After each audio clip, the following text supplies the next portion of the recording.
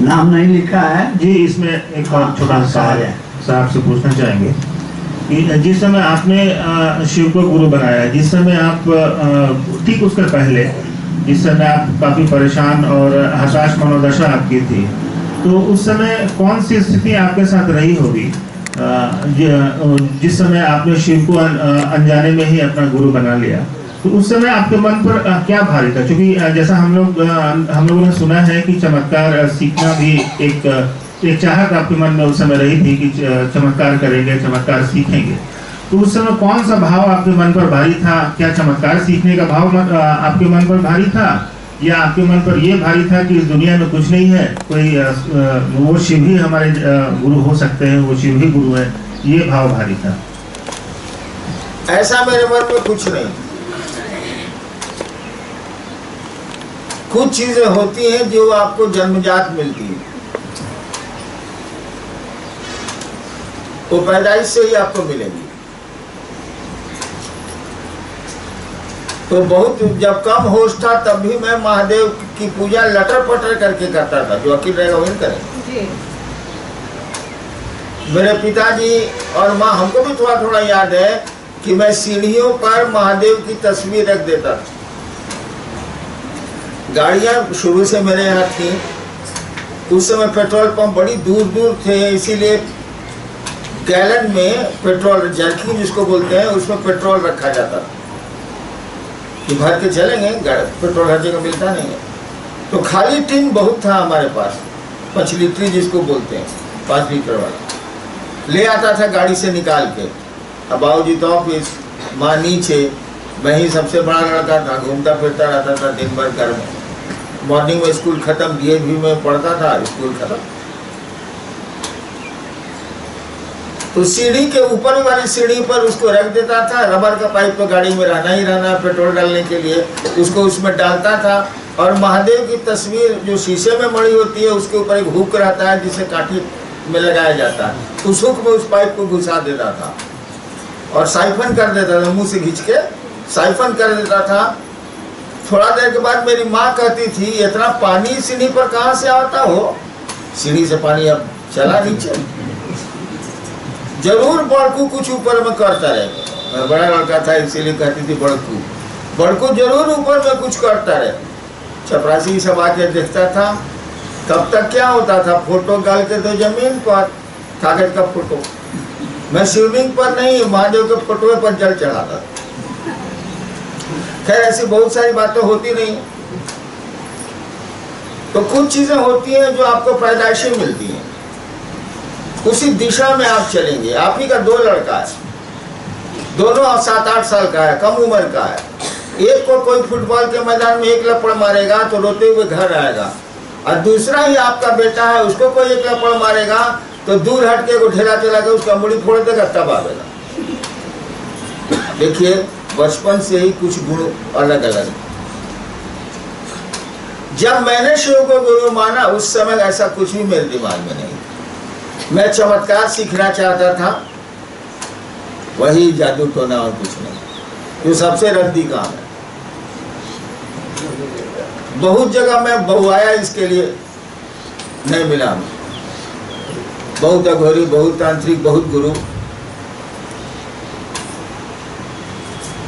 एक दिन मेरे मन में रात में 2 बजे श्मशान में ख्याल आया। वही आरा के लोग आए हुए हैं, वही गांगी श्मशान में, कि गुरु भगवान होता है तो भगवान गुरु काहे नहीं? भगवान मैंने सुना था कि महादेव को, शिव को कहते हैं, सुना था, जानते कुछ नहीं। मैंने शिव को गुरु मान लिया। हमको लाभ क्या हुआ कि जो 15 साल में अंत संत करता था पूजा पाठ में, उससे जो उब गया था वो आदत मेरी नहीं गई थी। 15 साल पान खा लीजिएगा, छूटेगा, बड़ी दिक्कत होगी।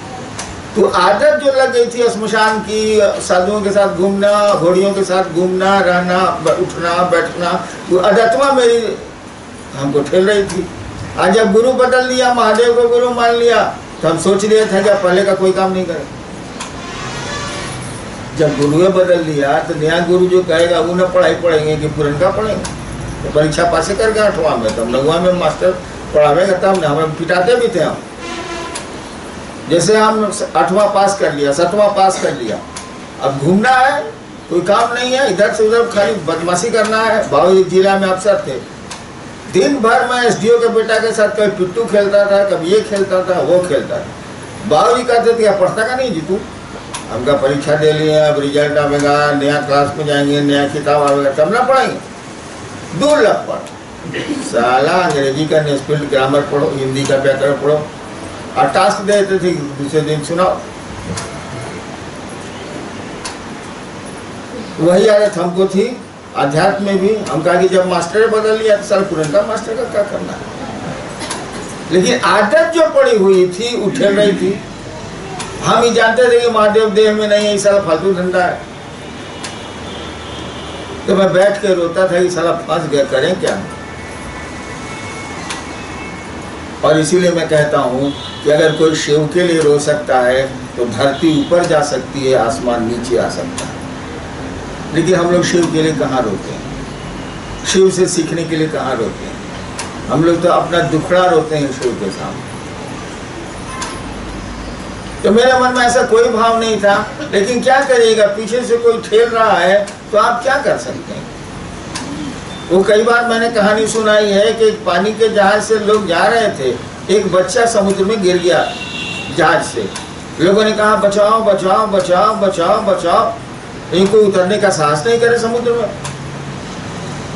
एक आदमी कूद गया, अपने भी बचा, बच्चे को भी बचा लिया। लोगों ने कहा वाह सरदार जी, वाह सरदार जी, वाह सरदार जी, कमाल किया, बच्चे को बचा लिया। सरदार जी ने कहा चुप रहो सालो, पहले बता हमको ढकेला कौन था।